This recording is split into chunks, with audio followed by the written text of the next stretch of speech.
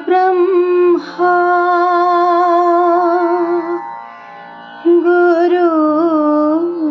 गुरुर्विष्णु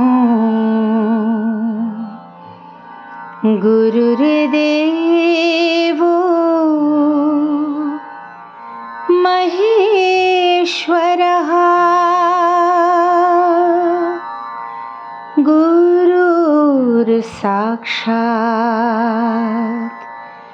परब्रह्मा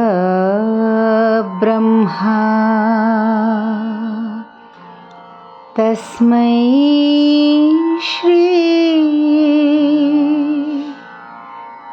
गुरवे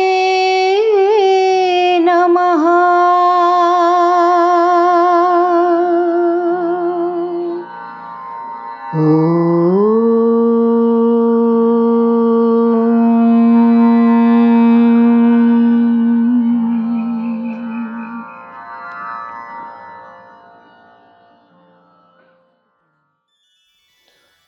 শ্রী গুরু ভাগবত দ্বিতীয় খণ্ড, মূল রচনা ডক্টর চন্দ্রভানু শতপথী, পর্ব 106, আদ্য প্রার্থনা। ঝাঙ্কুদাবাসিনী শ্রী ধরলা এবং কটকের শ্রী চণ্ডী, এই পবিত্র স্থানগুলিতে পরিদর্শন করে আমি আমার প্রার্থনা করেছি। সর্বমায়ের পীঠে গিয়েছি, এসেছি ভালোবাসা জানাতে। আমি আমার জীবনে এ পর্যন্ত পবিত্র স্থানের তীর্থযাত্রা করেছি। যখন কেউ কেবল এই পবিত্র স্থানগুলির মাহাত্ম্য সম্পর্কে শোনেন, তখন তিনি আধ্যাত্মিকভাবে জাগ্রত হন বিশ্বাসের মতন। নবম যুগল পর্যন্ত উল্লিখিত সমস্ত দেবতা ও দেবী ওড়িশার উল্লেখযোগ্য পবিত্র স্থান।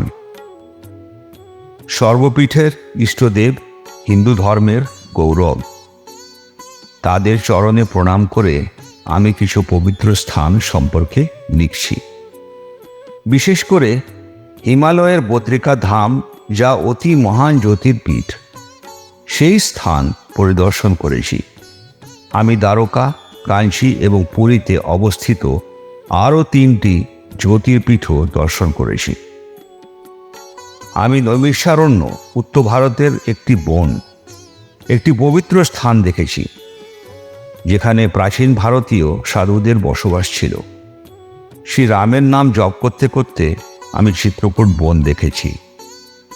শ্রী রাম নাম মুখে ধরে অযোধ্যা শহরের পরিদর্শন করেছি।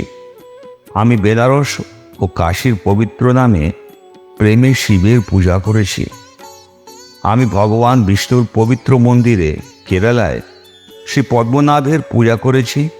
আমি শবরীমালা ভগবান শিবের পুত্র পূজাও করেছি এবং মীনাক্ষী দেবীকে মাদুরাইতে দর্শন করেছি। ইষ্টদেবতা, সাধু এবং পবিত্র স্থানগুলিকে স্মরণ করে এবং আমার গুরুর চরণে প্রণাম জানিয়ে আমি নরসিংহ অবতার রূপে শ্রীবিষ্ণুকে ডাকি, যিনি আমার পরিবারের কুলদেবতা। উড়িষ্যার কটক নগরে বৎসস গোত্রে আমি জন্মগ্রহণ করেছি। আমার পিতার নাম শ্রী গোকুলচন্দ্র এবং শ্রীমতী হর্ষময়ী আমার মায়ের নাম। শেষে শ্রী গুরুকে আহ্বান করে এবং শ্রী নারায়ণকে ভগবান সাক্ষী রেখে আমি শ্রী গুরু ভাগবত লিখেছি। আমি ভগবান জগন্নাথকে প্রার্থনা করি যে এই কাজটি সম্পূর্ণ করার জন্য আমাকে আশীর্বাদ করুন।